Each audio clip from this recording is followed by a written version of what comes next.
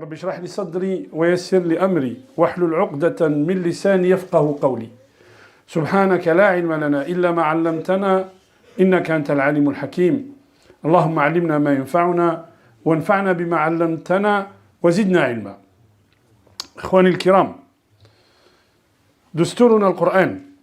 الله سبحانه وتعالى يقول في القرآن العظيم، في القرآن الكريم: ولا تهنوا بعد أعوذ بالله من الشيطان الرجيم ولا تهنوا ولا تحزنوا وأنتم الأعلون إن كنتم مؤمنين. Ne soyez pas tristes, ne soyez pas affligés, vous êtes les meilleurs à condition que vous ayez la foi, que vous ayez ce lien avec Allah subhanahu wa ta'ala. On a voulu nous faire peur, on a voulu nous bâillonner. Il nous faut surtout rien dire sur les milliers de gens qui sont en train de mourir. Eh bien, advienne que pourra. Nous allons quand même parler de ces milliers de martyrs qui sont en train de mourir. Allah subhanahu wa ta'ala dit dans le Coran: وَقَاتِلُوا الَّذِينَ يُقَاتِلُونَكُمْ وَلَا تَعْتَدُوا. Le prophète sallallahu alayhi wa sallam a interdit à tout combattant, de tuer un ermite qui est en train d'adorer Allah subhanahu wa ta'ala dans son ermitage. A interdit à tout combattant de tuer un civil. Donc nous considérons que tuer un civil, c'est un crime. Mais d'un côté, c'est un crime, d'un autre côté, c'est pire qu'un crime parce que c'est un État qui le commet. Et donc quand on tue des milliers de personnes et qu'on vient nous expliquer, hier il y a eu 400 morts, il y a 200 morts, c'est un chiffre. On ne vous montre rien et c'est un chiffre qu'on vous donne. Les gens sont en train de mourir. Allahumma arham shuhada'ana. Allahumma aghfir lahum warhamhum. Est-il normal que je vienne aujourd'hui vous parler de la pluie et du beau temps alors qu'il se passe ce qui se passe et qu'on ferme les yeux sur des milliers de morts qui sont en train de mourir? Est-il normal qu'on peut manifester dans tous les grands pays du monde alors qu'il y a 5 pays qui ont fait une coalition en 10 ans à l'État agresseur en 10 ans? Faites ce que vous voulez, vous avez un soutien inconditionnel. Vous avez notre soutien inconditionnel, les États-Unis, l'Angleterre, la France, l'Italie et l'Allemagne. On dit, faites ce que vous voulez. Yani hadou, ce sont, comme a dit le ministre de la Défense, ce sont des animaux. Même les animaux, on ne les traite pas comme ça. Même les animaux, on ne les traite pas comme on traite les Palestiniens qui vivent en Palestine, que ce soit en Cisjordanie ou aujourd'hui à Gaza. On vous dit qu'ils vivent dans une prison à ciel ouvert. Non, le ciel n'est pas ouvert. Il y a des drones qui les surveillent. Le ciel n'est pas ouvert. Vous savez qu'on a fait des études, l'armée israélienne a fait des études pour voir la quantité suffisante pour qu'ils survivent. Quelle quantité de calories on peut leur apporter pour qu'ils puissent survivre. Et du coup, on fait rentrer au goutte à goutte tout ce qu'ils peuvent consommer, ces gens-là. Ces gens-là, on les a déshumanisés. On les a déshumanisés. Comme on a déshumanisé les Algériens avant, comme on a déshumanisé les Vietnamiens après. Et pour expliquer un petit peu le contexte, il faut se rappeler que c'est une guerre coloniale. C'est une guerre, il y a un agresseur qui a occupé la terre de ceux qui étaient là pendant des siècles. Tout simplement. Shlomo Sand, qui est un historien israélien, qu'est-ce qu'il dit? Il dit sur cette terre, la Palestine, il y a eu des gens qui vivaient. Ils étaient juifs quand Moussa est arrivé. Ils sont devenus chrétiens avec la venue de Isa alayhi salam. Ils sont devenus musulmans quand les musulmans sont arrivés. Combien de fois on a raconté l'histoire de Omar ibn al-Khattab? Combien de fois, quand Omar ibn al-Khattab, quand les armées musulmanes vont conquérir la Perse et conquérir Cham, ils vont conquérir Damas. Ils vont rentrer dans Damas sans combat, sans rien du tout. Et ils vont rentrer à Jérusalem. Comment? Quand il arrive à Jérusalem, Khalid ibn al-Walid, le patriarche de Jérusalem, Sophronius, il leur dit: c'est pas vous à qui on donnera les clés de la ville. Nous capitulons, nous on va pas se battre. Mais la description de celui à qui on va donner les clés, c'est pas ça. Alors Abu Ubaïda, il va écrire à Omar ibn al-Khattab. Il va écrire à Omar ibn al-Khattab qui se trouve à Médine, à 1200 km. Il lui dit: Amir al-Mu'minin, il faut que tu viennes. Omar ibn al-Khattab, regardez, la grandeur de l'homme ne se mesure pas à sa richesse matérielle, ne se mesure pas à ses costards qu'il achète à 15 000 euros. Elle ne se mesure pas à ça. elle ne se mesure quoi? À la justice. ولا تهنوا ولا تحزنوا وأنتم الأعلون إن كنتم مؤمنين. Allah subhanahu wa ta'ala لا يقبل الظلم. Allah subhanahu wa ta'ala قال للمظلوم لأنصرنك ولو بعد حين. Je te soutiendrai, je viendrai à ton secours, ne serait-ce même si le temps passe. Quelqu'un qui est madloum, quelqu'un qui a été injustement traité, Allah subhanahu wa ta'ala est là. Alors, il ne faut pas perdre espoir. Pourquoi? Parce qu'à travers l'histoire, on a vu tout ça. Et je reviendrai sur ces événements encore. Omar al-Khattab, on lui écrit, il va venir à Jérusalem sur un âne, avec un serviteur. Il fait 1200 km. Sur un âne, il descend. Son serviteur, il monte. Lui, il descend. Il laisse l'âne marcher tout seul pour se reposer. Ils arrivent aux portes de Jérusalem, il y a un cours d'eau. Omar al-Khattab, il enlève ses chaussures. Il les met sur lui. Abu Ubayd dit, Amir al-Mu'minin, c'est les Byzantins, c'est une civilisation, ça fait 1000 ans qu'ils sont là. Omar al-Khattab, il se tourne vers lui, il dit, Laoulaka qalaha ya Abu Ubayd la ashba'tuhu darban. Si quelqu'un d'autre avait dit ça, je l'aurais frappé. Pourquoi? Kunna adhilla, nous étions moins que rien. Fa'azzana Allah bil Islam. Wa mahma btaghayna al-izzata fi ghayrihi adallana Allah. Nous étions moins que rien. Et Allah subhanahu wa ta'ala nous a élevés par sa grâce en nous donnant cette belle religion. Et je vais y revenir, parce qu'il y a des gens qui essayent de salir nos croyances, de salir notre religion, de salir le Coran. Mais le Coran, kalamullah, il n'a pas besoin de nous.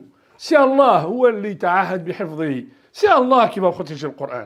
Mais je vais vous donner des éléments, vous allez voir. Omar al-Khattab, il rentre à Jérusalem. Sophronius et les patriarches qui sont les gens d'église qui sont avec lui, ils le regardent. Il sourit, il dit, c'est exactement la description de l'homme à qui on remettra les clés de Jérusalem. Et il va lui remettre les clés de Jérusalem.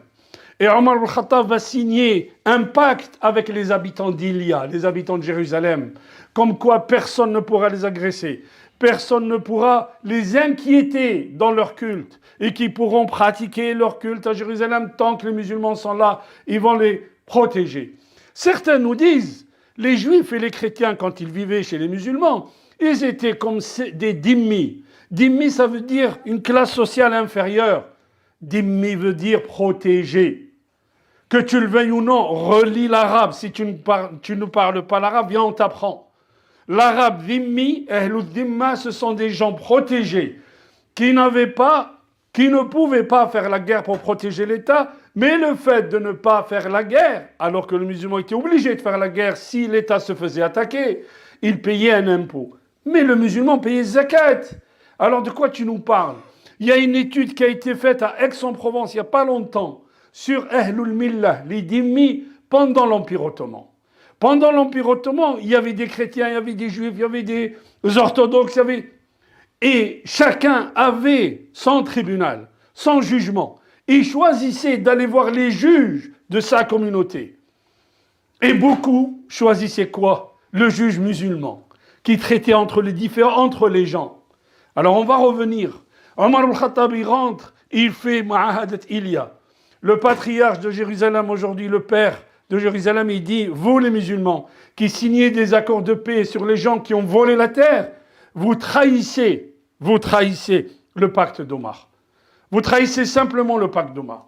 Alors Omar, il y a les compagnons qui viennent le voir, il dit, Amir al-Mu'minin, viens, on va te montrer l'église, le Saint-Sépulcre.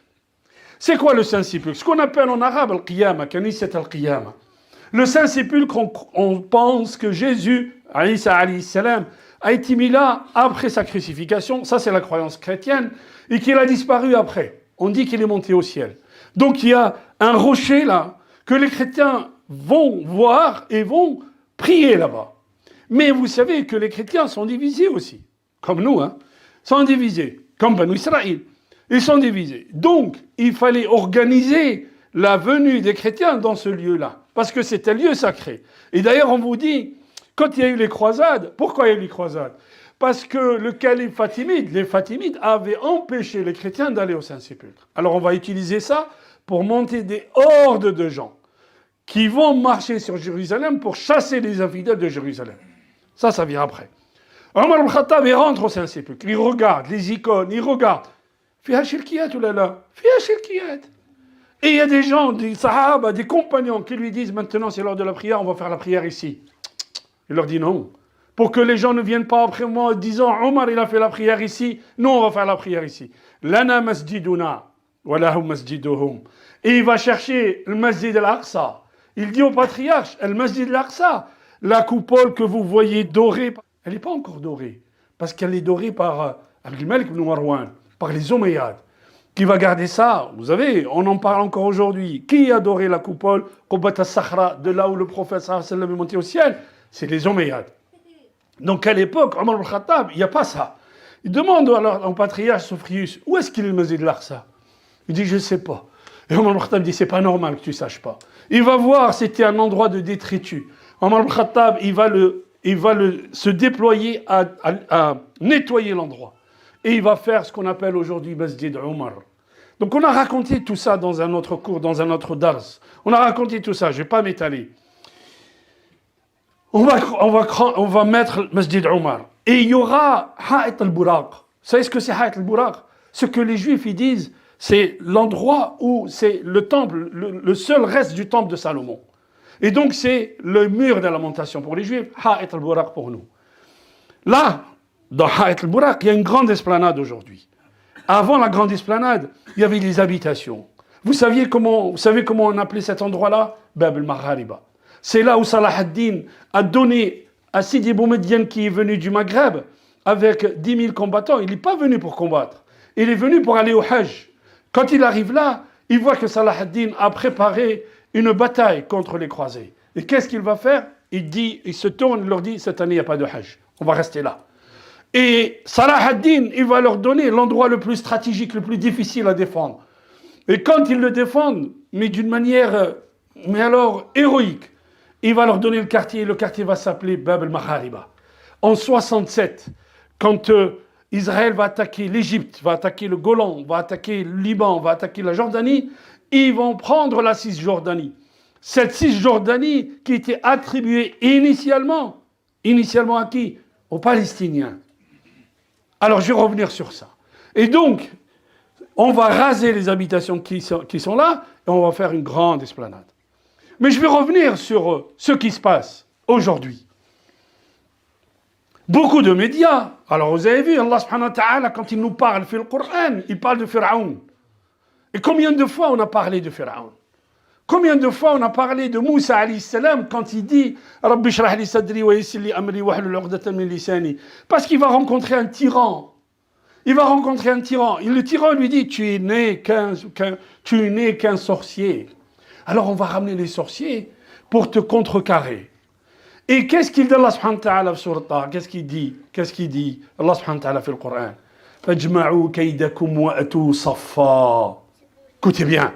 Fajma'u kaydakum wa atu saffa. Venez tous en foule, en groupe, venez unis. Il parle à qui? Aux sorciers. Combien de fois on a dit les sorciers d'aujourd'hui, c'est qui? C'est beaucoup de médias. Ils viennent tous ensemble pour nous dire leur vérité à eux. Il y a une bombe qui tombe sur l'hôpital, mais on ne sait pas d'où vient la bombe, tout ça, la propagande de l'armée israélienne. Comme on nous a dit que c'est Poutine qui a fait exploser le gazoduc qui allait en Allemagne. On a compris par après, et on nous a dit la vérité, c'était l'Angleterre et avec des éléments de l'OTAN qui ont fait exploser ça. Mais à l'époque, quand des journalistes américains disaient ça, on les prenait pour des séniles. Le journaliste qui a couvert la guerre du Vietnam et qui a dit c'est l'OTAN qui a fait exploser ça, on lui a dit il a vieilli, il est devenu sénile. Regardez comment il mente. Il mente d'une manière éhontée, à longueur de journée. Soyez dignes. Les gens qui sont en train de mourir, ce ne sont pas des hommes, ce ne sont pas des femmes, ce ne sont pas des enfants. Soyez dignes. Ou bien on peut, et je comprends, et je compatis, et on déclare vraiment qu'on ne peut pas tuer des civils comme ça, innocents. Ar-Rasoul sallallahu alayhi wa sallam dit, la taqtulu insan adi. Non, on n'a pas le droit. L'islam ne nous a pas donné à ça. Maintenant, on vous rappelle autre chose. J'ai parlé de Omar ibn Khattab. Beaucoup de médias nous rappellent que le conflit a commencé le 7 octobre. Mais tu rigoles. Mais tu nous prends pour qui?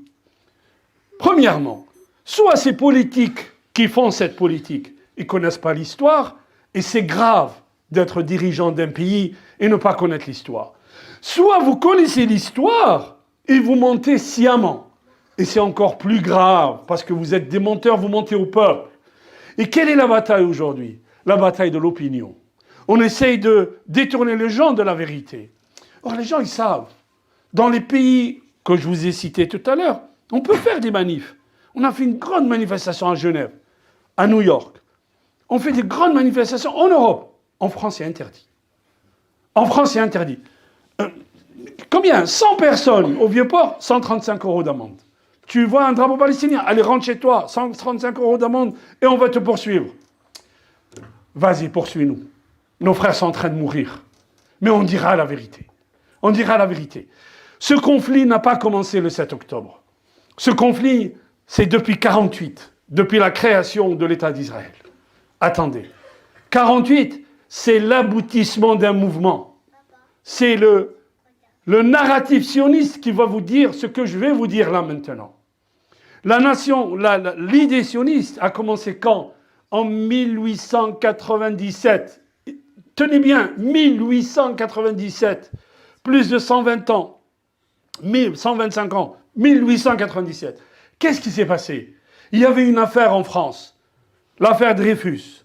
C'est quoi l'affaire Dreyfus? C'est un capitaine français qu'on a accusé d'avoir vendu, vous savez, d'avoir vendu des secrets militaires à l'Allemagne. Or, l'antagonisme et les guerres qu'il y a eu entre l'Allemagne et la France, on ne peut plus les compter. Et pourquoi on l'a accusé? Simplement parce qu'il était juif. On l'a accusé, on l'a dégradé et on l'a livré à la plèbe.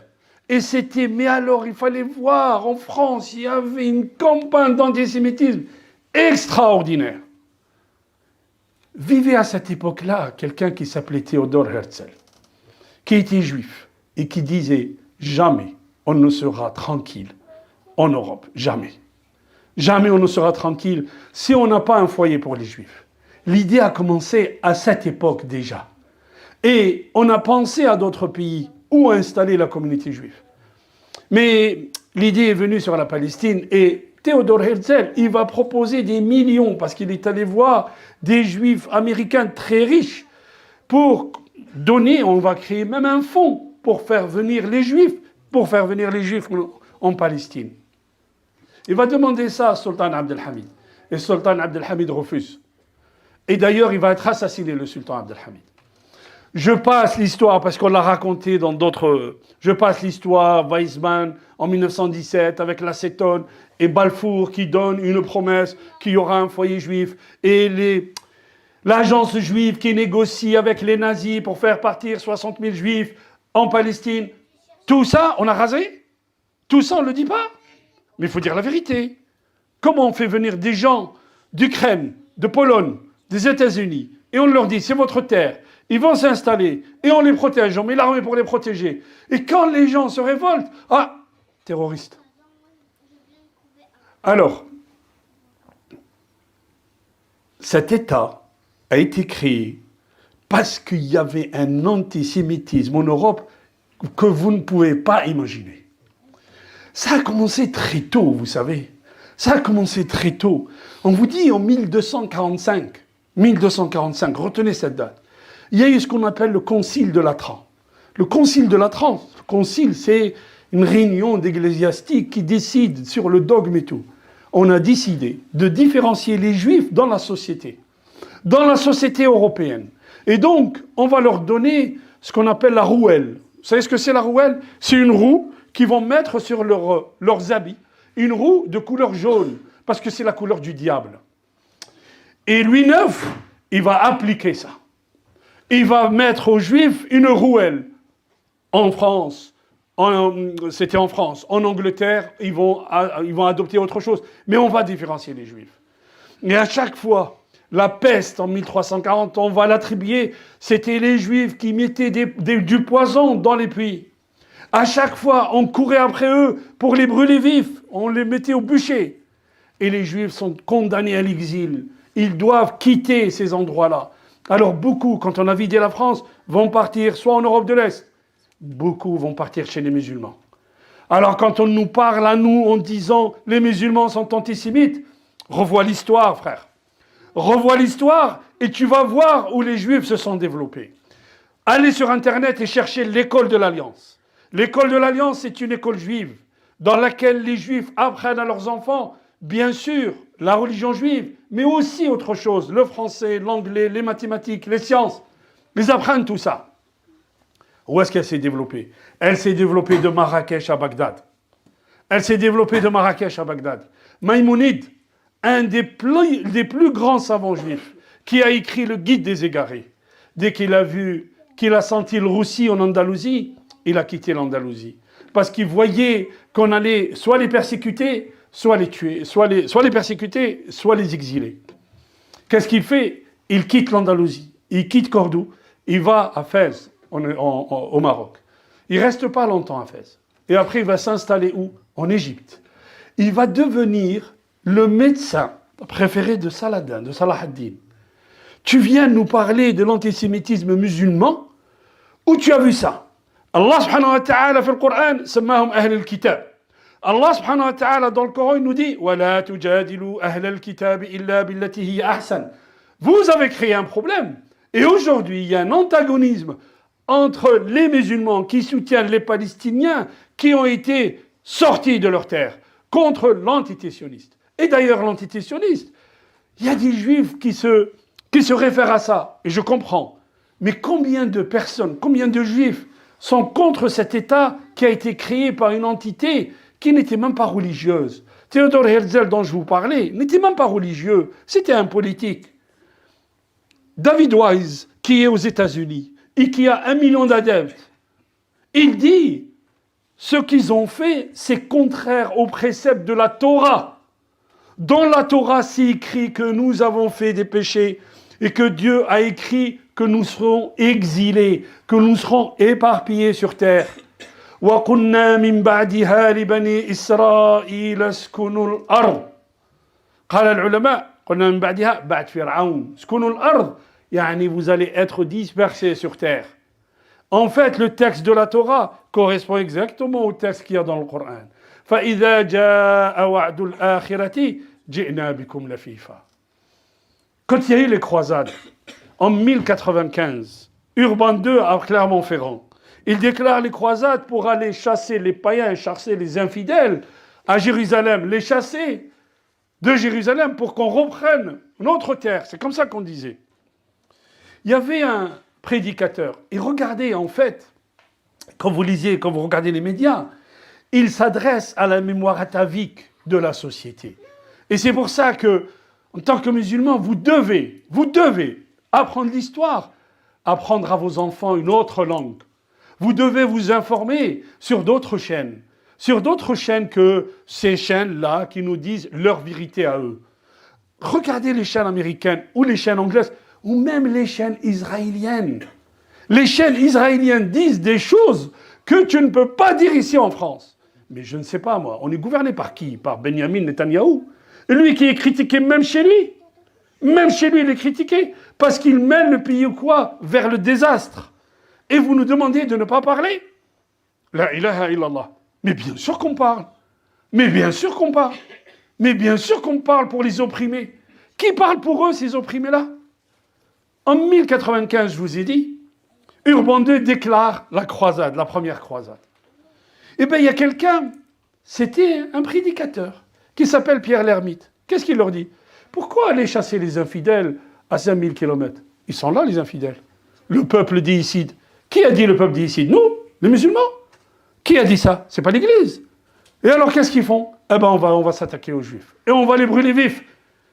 Voici l'antisémitisme qui sévissait en Europe. Plus que ça. En France, on a permis la tuerie des Juifs. La rafle du Veldiv, c'est qui l'a organisée? C'est les musulmans. Alors, je vais vous dire même autre chose. L'État vichiste, quand il y avait Vichy en France, ils ont demandé aux nationalistes algériens de vendre des Juifs. Les nationalistes algériens, ceux qui étaient même en prison, comme Messali Hadj par exemple, disaient non, ce sont nos frères, on ne les vendra pas. Je vais vous dire encore autre chose. La mosquée de Paris, quand elle était mosquée, avant qu'elle devienne ce qu'elle est devenue, la mosquée de Paris, elle délivrait des certificats d'islamité aux juifs pour les faire sortir, pour qu'ils ne soient pas persécutés par les Allemands. Tu viens nous accuser, nous, alors que l'histoire de notre État, de notre France, est remplie d'antisémitisme. Et on a créé cet État pour se débarrasser de ce problème. Vous savez, en 1144, je crois, il y a un enfant qu'on va retrouver assassiné, et son sang qui est éparpillé. Très vite, il y a une rumeur qui va partir. C'est quoi? Il a été massacré par les Juifs, on a pris son sang, on l'a mis dans le pain azim. Et ça va rester dans les mémoires. Comme quoi c'est un peuple cannibale. C'est les musulmans qui ont dit ça. C'est les musulmans qui ont dit ça. C'est les musulmans qui ont répandu ça en Europe. Dernière chose, 1492. Isabelle la catholique et Ferdinand de Navarre, ils vont prendre Grenade. Il ne reste plus rien en Espagne. Le seul royaume qui reste, Grenade. Ici l'impact. Le pacte, il est au musée de Madrid aujourd'hui. 70 articles au musée de Madrid. Dans le pacte, les juifs quittent l'Espagne. Ils ne restent pas. Les musulmans, ils peuvent rester. Ils peuvent pratiquer... Bien sûr, on s'est retourné après. Les juifs quittent l'Espagne. Ceux qui ne vont pas quitter l'Espagne, ils vont être touchés par l'Inquisition. C'est les musulmans qui ont fait ça. C'est les musulmans qui ont fait ça. Et pourquoi les juifs, ils partaient dans un pays musulman?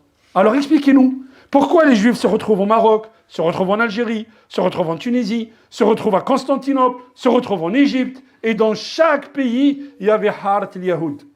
Dans chaque pays, il y avait Harat al-Yahoud. Expliquez-nous. Comment vous pouvez aujourd'hui nous dire, quand on s'adresse, quand on s'oppose à un conflit colonial, où on a pris la terre des gens, on s'oppose à ça, on s'oppose à la tuerie de nos frères qui sont en train de mourir, on dit, ah non, tu fais l'apologie du terrorisme. La ilaha illallah, Muhammad Rasulullah. نسأل الله سبحانه وتعالى الثبات نسأل لإخواننا الثبات. Deux choses, ayyuha al-ikhwa, et j'arrêterai là. Première chose, un jour on discutait avec un militant palestinien. Il nous disait, vous, les musulmans en France, vous ne pouvez pas nous défendre. Libérez-vous d'abord.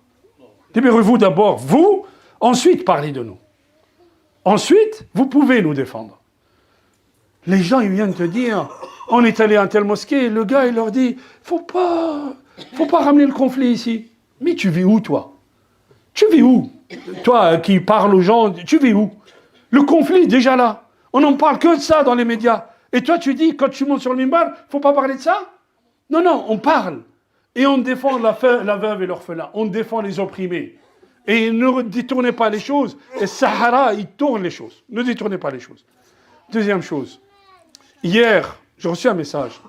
Je peux vous dire que je suis abreuvé de messages, de vidéos, comme vous tous. Il y a un Palestinien, il dit, je ne quitterai pas ma maison. Il est professeur à l'université de Gaza de français. Il dit, je ne quitterai pas ma maison. Parce que c'est ce qu'ils veulent me faire. On a quitté nos maisons en 1948 et c'était la Nakba. 800 000 Palestiniens qui se retrouvent dehors, qui se retrouvent réfugiés. À ce jour, on n'a pas réglé leurs problèmes. Apatrides. Vous savez que ça veut dire apatrides? Ils n'ont pas de pays. Lui, il était réfugié, son fils était réfugié, son petit-fils aujourd'hui, il est réfugié. Et son petit-fils, quand vous lui dites « tu viens d'où ?», il cite le village de son grand-père. Ils sont très attachés à leur terre. Et vous voulez que nous, on se taise? Mais, har alina, wallah al-azim, shame on nous. Har alina, c'est pas possible. C'est pas possible d'être, mais alors, aucune dignité. Les musulmans, on n'a plus de dignité. On ne peut pas parler des gens qui sont en train de mourir. On parle des gens en Ukraine.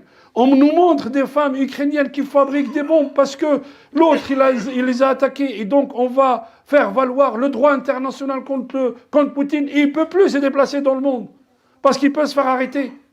Et le droit international, il s'applique que là. Là, il ne s'applique pas le droit international. Qu'est-ce qu'il a fait, le petit enfant qui est en train de mourir? Le gars de Gaza, je finis l'histoire. Il dit, j'ai pris 2 des enfants de mon frère et je les ai laissés chez moi. Et j'ai donné à mon frère 2 de mes enfants. Pourquoi? Comme ça, s'il est bombardé lui, ses enfants à lui vont rester en vie avec moi. Et si moi je suis bombardé, mes enfants resteront en vie. Vous imaginez où ils sont arrivés? Les gens à qui on a coupé l'eau et on ne doit pas parler. La ilaha illallah. اللهم اجعلنا من التوابين، اجعلنا من المتطهرين. اللهم اغفر لإخواننا، اللهم ارحمهم وكن معهم ولا تكن عليهم يا رب العالمين. قولوا قولي هذا واستغفر الله لي ولكم فاستغفروه يغفر لكم إنه هو الغفور الرحيم. بسم الله والحمد لله والصلاة والسلام على رسول الله ولا حول ولا قوة إلا بالله. اللهم إني داع فأمنوا.